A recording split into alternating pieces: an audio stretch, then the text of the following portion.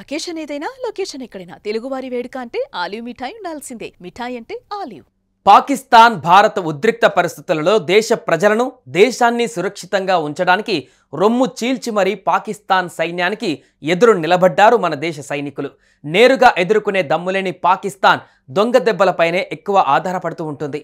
అలా భారత పాక్ మధ్య జరిగిన భీకర పోరులో చావుకు ఎదురెళ్లి మరీ పాక్ సైన్యానికి చుక్కలు చూపించారు మన జవాన్లు. అందులో ప్రధానంగా మన ఆంధ్రప్రదేశ్కు చెందిన మురళీ నాయక్ ప్రాణాలు పోతున్నా కూడా లెక్క చేయకుండా చివరి శ్వాస వరకు శత్రువుల నుండి మన దేశం పైన జరుగుతున్న దాడికి అడ్డంగా నిలుచున్నాడు. ఈ క్రమంలో శత్రువులను మట్టుపెట్టడంతో పాటు చివరికి తన ప్రాణాలను కూడా దేశం కోసం విడిచాడు మురళీ నాయక్. మరి ఇలాంటి ఇంతటి ధీరత్వం చూపించిన మన మురళీ నాయక్ ఏ ప్రాంతంలో జన్మించాడు, ఆర్మీలోకి ఎలా వెళ్ళాడు, తన జీవిత ప్రయాణంలోని కొన్ని కీలక విషయాలను ఒకసారి మనం కూడా తెలుసుకోవాల్సిన అవసరం ఉంది.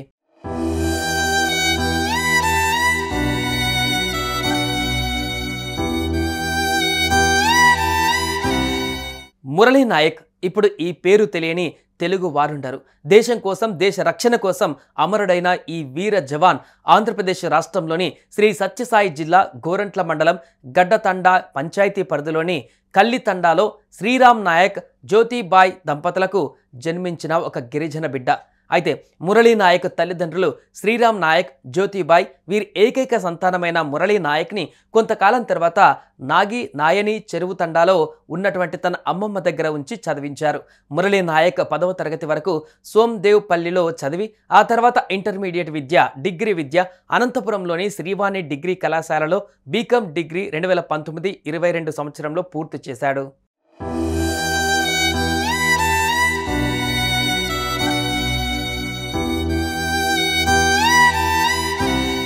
ఇక మురళీ నాయక్ చిన్ననాటి నుంచే చాలా యాక్టివ్గా ఉండేవాడు. అంతేకాదు తన చిన్నతనం నుండే దేశ రక్షణకై జవాన్గా మారాలని సంకల్పం బలంగా మారింది.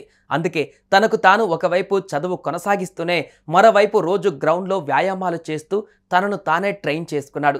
ఆర్మీలో సెలెక్ట్ అవ్వాలంటే కఠిన పరీక్షలు ఉంటాయని తెలిసి వాటికి అనుగుణంగా నిత్యం కసరత్తు చేసేవాడని అతని మిత్రులు చెబుతున్నారు. అంతేకాదు మురళీ నాయక్ కాలేజీలో చదువుకుంటున్న సమయంలో ఎంతో ఉత్సాహంగా అందరితో కలిసిపోతూ ఫ్రెండ్స్ని ఆట పట్టిస్తూ గడిపేవాడు. తాజాగా తన కాలేజీలో చదువుతున్న సమయంలో అతను చేసిన సరదా డ్యాన్సులు కూడా కొన్ని వీడియోలు ఇప్పుడు వైరల్గా మారాయి.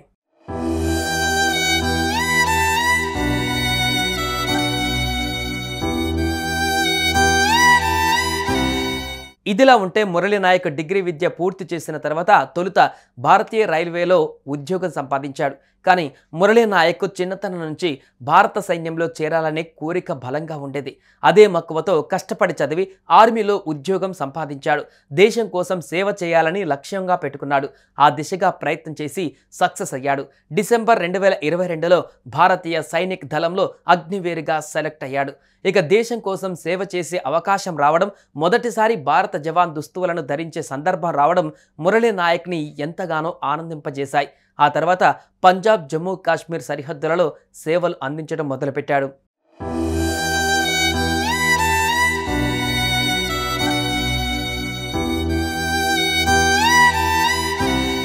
ఇక 2.5 సంవత్సరాలుగా జవాన్గా విధులు నిర్వర్తిస్తున్న మురళీ నాయక్ పంజాబ్, జమ్మూ కాశ్మీర్ సరిహద్దులలో రాటు తేలిపోయాడు. ఈ తరుణంలో భారతదేశం జమ్మూ కాశ్మీర్లో 2025 పహల్గామ్ దాడికి ప్రతిగా 2025 మే 7న భారతదేశం ఆపరేషన్ సింధూర్ పేరిట పాక్ ఆక్రమిత కాశ్మీర్లలో ఉగ్రవాద స్థావరాలను లక్ష్యంగా చేసుకుని క్షిపణి దాడులను నిర్వహించింది భారత సైన్యం. ఈ క్షిపణి దాడులతో అల్లాడిపోయిన పాకిస్తాన్ సరిహద్దులలో రెచ్చిపోయింది. భారతదేశం పైన, భారత సైన్యం పైన భీకరమైన పోరును కొనసాగించింది.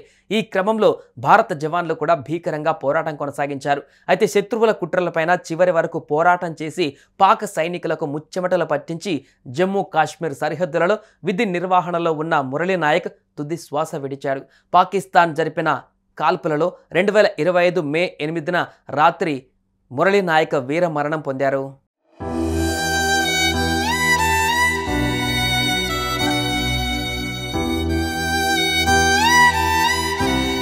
ఇక మురళీ నాయక్ వీరమరణం చెందిన వార్త ఆయన కుటుంబ సభ్యులకు చేరడంతో కల్లితండాలో రోదనలు మిన్నంటాయి. ఒక్కగానొక్క బిడ్డ ఇక లేడనే వార్త విని కన్న తల్లిదండ్రులు కన్నీరు మున్నీరయ్యారు.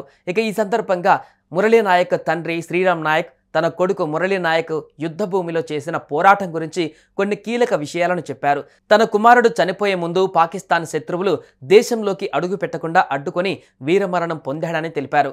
14 మంది శత్రువుల్ని కాల్చి చంపినట్లుగా స్థానికులతో కలిసి వివరించాడు. ఏదేమైనా మురళీ నాయక్ లాంటి జవాన్లు ప్రాణాలు లెక్క చేయకుండా బార్డర్లో ఉన్నారు కాబట్టే భారతదేశం, దేశ ప్రజలు ఈరోజు ఇంత ప్రశాంతంగా ఉండగలుగుతున్నారు. అందుకే ఇలాంటి వీర జవాన్లకు మరియు యావత్ భారత సైనికులకు సుమన్ టీవీ తరపున సెల్యూట్.